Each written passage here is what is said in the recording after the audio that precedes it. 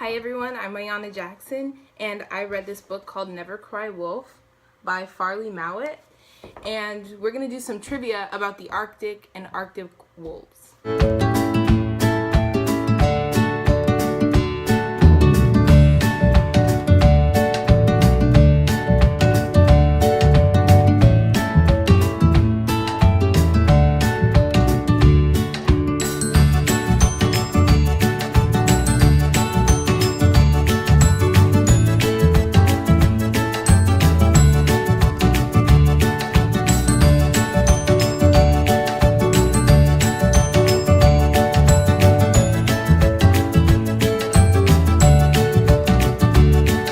So basically, Never Cry Wolf is by this guy, Farley Mowat, and he developed his love for animals at a very young age. And so he wanted to work with them throughout his life as his permanent job. And when he went to college, he studied biology and he ended up working at the Canadian Wildlife Service. And they put him on this project called the Lupine Project. So basically, the issue was that the wolves were eating all of the caribou and all of the deer. And they were saying that, at the Canadian Wildlife Service, they were saying that the wolves were just eating these animals for, like, sport. They weren't even hungry. They didn't even need it. And so he was to go to the Arctic and figure out why that was happening. And so they give him these super vague instructions. One of them is make contact. That's the biggest one. And he was supposed to observe them. And so they gave him all of this unnecessary equipment. They gave him 7 axes for what? There's like not even really trees. And he went on this plane and they didn't know where he was gonna land. They didn't give him those instructions. They just said go. So he landed wherever and he met this guy named Mike, and he was an Eskimo. And he showed him where the wolves were. So he came into contact with this family of wolves. One was named George, Angeline, and then they had their 4 pups, and then they also had Uncle Albert. And so he observed these animals and he realized that they weren't as vicious as they were made out to be. They were also seen eating rats. They were seen eating like other small ground animals.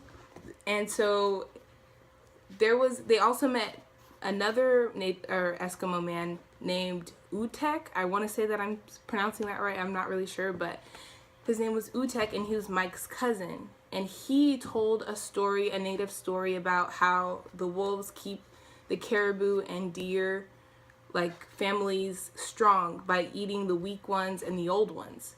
And so he later found that to be true after observation and just watching them do what they do. So basically the whole story was they tried to demonize the wolves, and the wolves weren't bad. The wolves were just doing what they do. And he found that out and he reported that back to the Canadian Wildlife Service. So Farley had the opportunity to watch the wolf pups grow, and then when he was on his way out and was about to leave, he ran into 2 wolves and he got really nervous.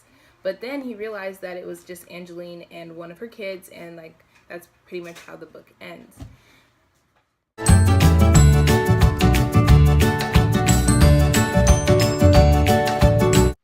I feel like Never Cry Wolf and The Long Walk are similar because the main characters were put into a lot of unforeseen situations.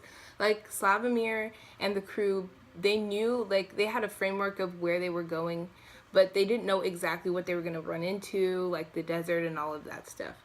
And just like Farley didn't know that he was just going to be placed in the middle of the Arctic and wasn't going to know what he was doing, or he needed to ask other people for help. Alright, so that leads us into our next story, which is Wild by Cheryl Strayed. And I feel like this compares to that because Farley wouldn't have gotten where he got without the help of Mike and Utek. He was basically like thrown into the middle of nowhere and he had to figure it out for himself. And luckily he found some people to help him out and tell him about the animals because they had a lot of expertise that he wouldn't have found out just by watching them.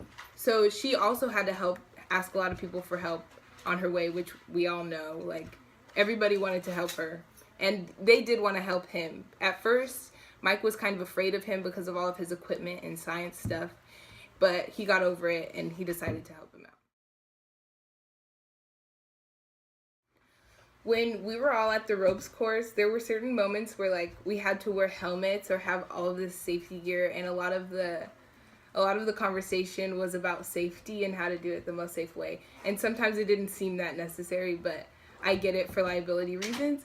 But I feel like in this book, he even says they gave him so much unnecessary things and didn't even tell him what to do with it. Like, they gave him 7 axes, and he was like, there's not even that many trees. I don't understand why I would ever need that. And it was kind of like a joke that he made in the book. Alright, so I feel like in life, anything can be an adventure if you make it one. But I also feel there's 2 different types of adventure. There could be a spontaneous or a planned one. And planned ones for me is like a vacation. Like, I really, really want to go to Morocco. My parents went a couple of years ago and they brought back all these pictures and it was beautiful and they had a lot of fun, and like the culture is different. I think that's what makes it more of an adventure, is like you don't know exactly what to expect. The language is different. They do speak English, but they also speak Arabic and French.